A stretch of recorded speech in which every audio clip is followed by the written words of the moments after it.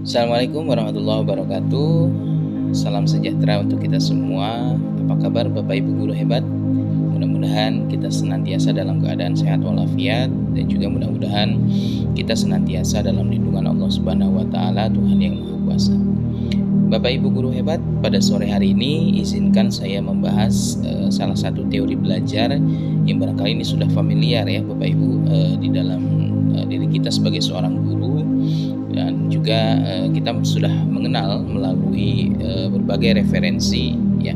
Dan juga salah satu teori belajar ini memang teori belajar yang diakui secara akademis. Banyak penelitian-penelitian atau eksperimen-eksperimen yang memang menggunakan atau meneliti terkait dengan teori belajar yang satu ini. Teori belajar apa itu? Yaitu teori belajar behavioristik ya. Apa sih yang dimaksud dengan teori belajar behavioristik? Secara singkat Bapak Ibu, teori belajar behavioristik itu adalah teori belajar yang menekankan pada perubahan perilaku.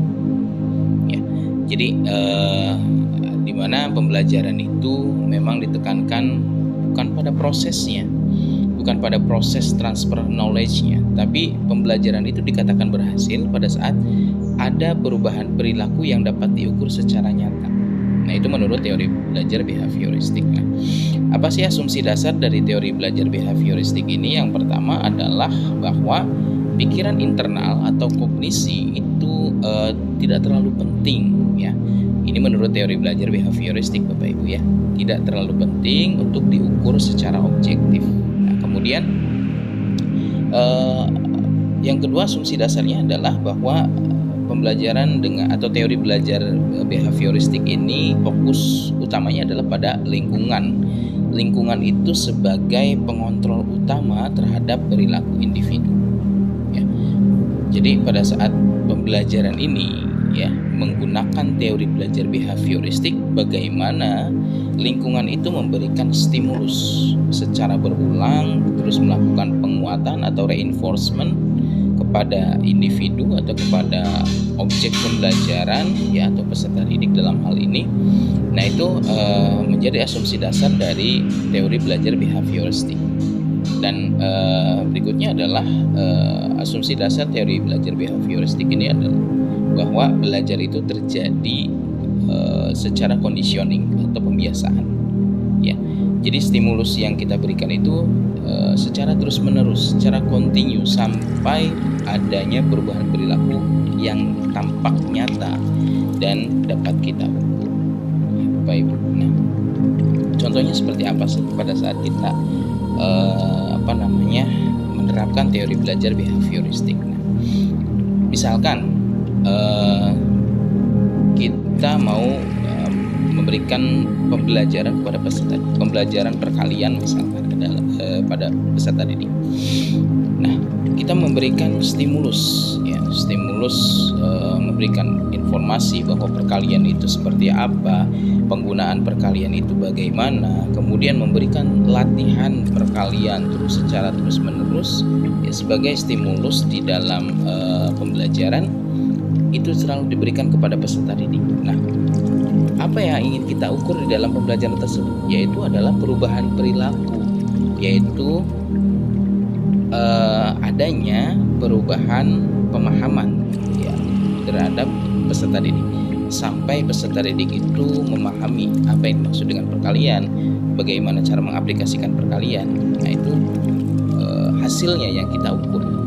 Pada saat peserta didik sudah memahami perkalian, kemudian bagaimana menerapkan perkalian, bagaimana mengerjakan latihan-latihan soal dengan sangat baik, dengan benar, hasil yang kita ukur ya tidak terlalu fokus pada proses ya, bagaimana proses peserta didik mengetahui atau memahami perkalian, bagaimana proses kognisi peserta didik dalam mengaplikasikan perkalian ya. Jadi dalam proses itu tidak terlalu kita fokuskan.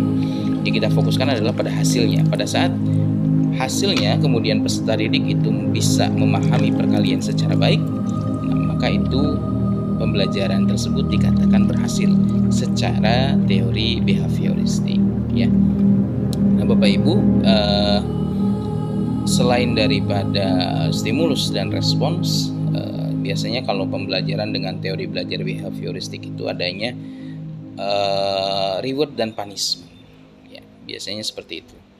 Jadi untuk memicu semangat belajar peserta didik, biasanya guru memberikan reward dan atau punishment ya, di dalam pembelajaran itu.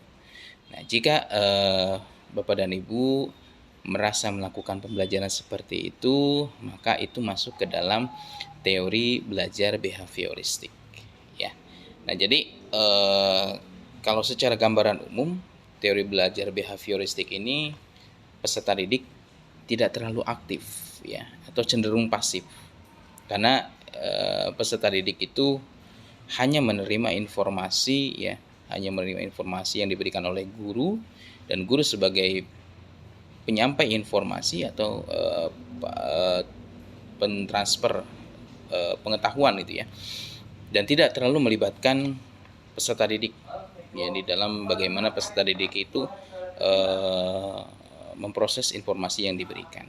Itu saja Bapak Ibu yang dapat saya bahas pada sore hari ini. Terima kasih. Assalamualaikum warahmatullahi wabarakatuh.